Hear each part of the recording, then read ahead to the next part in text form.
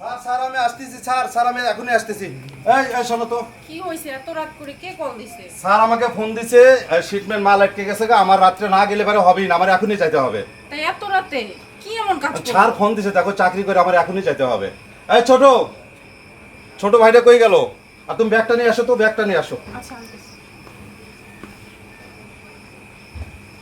এই জাকির, জি ভাইয়া। এদিকে আসো তো। শোনো আমি চলে যাচ্ছি, আমার আর্জেন্ট কাজে, অফিসের কাজে আমি যাচ্ছি। তুমি তোমার ভাবিকে দেখে রেখো। কই এত রাত্রে আপনি যাবেন মানে? যাইতেছি ভাই, যাওয়া লাগবো, অফিসের কাজে যাওয়া লাগবো। তুমি থাকো, তোমার ভাবিকে দেখে রাখো তুমি, ঠিক আছে? আচ্ছা তুমি থাকো, টেনশন করো না, আমার 4-5 দিন দেরি হবে, ঠিক আছে? থাকো। আর ছোট ভাই, তোমার ভাবিকে দেখো, যখন যেটা লাগে, ঠিক আছে? তোমার ভাবি যখন যেটা বলে তুমি শুনো। আচ্ছা সাবধানে যাও। আচ্ছা ঠিক আছে, আর ভাইকে দিয়ে গেলাম, তুমি দেখো। আচ্ছা যা কল দিও পৌঁছে। ওকে ঠিক আছে, আসি। ওকে ভাই, আল্লাহ হাফেজ।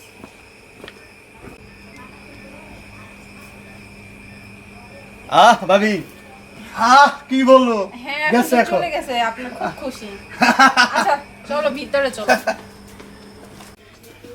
আরে তোমারে কি বলবো, আমার যে এত খুশি লাগতেছে, তোমার ভাই কয়েকদিনের জন্য বাইরে চলে গেছে, এখন তুমি আর আমি বাড়িতে একা, বুঝতেছো কিছু? আরে ভাবি, আমিও তো পাগল হয়েছি যে ভাই কখন বাড়ি থেকে যাবে। বাইরে গেছে, আমি এত খুশি যা বলার মতো না। আচ্ছা এখন বসো। সত্যি তোমারে আমি, ভাই যে চলে গেছে আমি অনেক খুশি। আমি কিন্তু অনেক ভাবতেছি ভাই বাড়ি বের হয় না কেন, বের হয় না। আমিও এই অপেক্ষাটা অনেক, আরে আমি তোমাকে যে কি বলবো, আমি এই দিনটার জন্য এত অপেক্ষায় ছিলাম যে কবে ও বাড়ি থেকে যাবে, আমি তোমার সাথে একটু ক্লোজ হব। আর তুমি জানো তোমার ভাইয়ের সাথে তো আমার কথা বলতেই ভালো লাগে না, ওর সাথে আনরোমান্টিক ফিল হয়, মানে ওকে আমার ভালো লাগে না।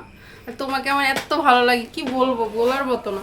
জানো না ভাবি, আমি অনেক দিন ধরে অপেক্ষা করতেছি ভাই কখন যাবে ঢাকায়। আমি সেই অপেক্ষা ছিলাম। আমার অনেক ভালো লাগে ভাবি তোমারে আমার। ভাবি এত কত বার হয়ে লাভ আছে আমার। আরে তুমি যে খাও নাই সেটা মনে আছে? তোমার ভাই গেছে আর শুরু হয়ে গেছে না? ধুৎ। আচ্ছা চলো। আরে ভাবি জানো না, আমার কাছে আমার কোনো কিছু মন করে না। তুমি একলা ঘরে আমার খুব, মানে তোমার মিস করি, জানো না আমি। আরে কি বলো, আমিও তোমার অনেক miss জাকির, তোকে আমি এত ভালোবাসি, এত চেনহ করে তোকে আমি বড় করছি, আমি বিশ্বাস করে আমি তোর কাছে রেখে গেলাম, আর তুই এটা কি করলি? তুই আমার ভাই হয়া তুই এটা কি করলি? মিথিলা, সি, ভাবতো আমার লজ্জা লাগছে। তোমাকে আমি এত ভালোবাসি, তুমি যখন যেটা চাও সেটাই আমি তোমাকে দিই, তারপরে তুমি আমার সাথে এত বিশ্বাসঘাতকতা করলে, ছি, আমি লজ্জায় মরে যাচ্ছি। তুমি কি এটা পারলা, তুমি এটা করতে আমার সাথে? আরে বিশ্বাস করো, তুমি আসলে যেটা দেখছো সেটা সত্যি না। আর জাকির তো আমার দেওর, ও একটু দুষ্টামি করছে, তুমি যেটা দেখছো সেটা একদমই ভুল। বিশ্বাস করো আমি ওরকম কিছু করি নাই। তো নষ্ট আমি এর দরকার নাই, তুই এখন বাইরে যা, তোকে আমি ডিভোর্স করে দিব। তোর মতো নষ্ট মেয়ের সাথে আমি সংসার করবো না, বের যা এখন আমার বাড়ি থেকে। এখন আমার বাড়ি থেকে বেরো যাবি, তোর মতো নষ্ট মেয়ের আমার কোনো প্রয়োজন নাই। এখন তুই বাইরে যাবে, তোর আমি ডিভোর্স করে দিব, তোর নিয়ে আমি সংসার করবো না। আর আমি ছোট ভাইরা আমি দেখতেছি, আমি তোমার বিচার আমি করতেছি, ঠিক আছে? তোমার এত বড় সাহস বেড়ে গেছে।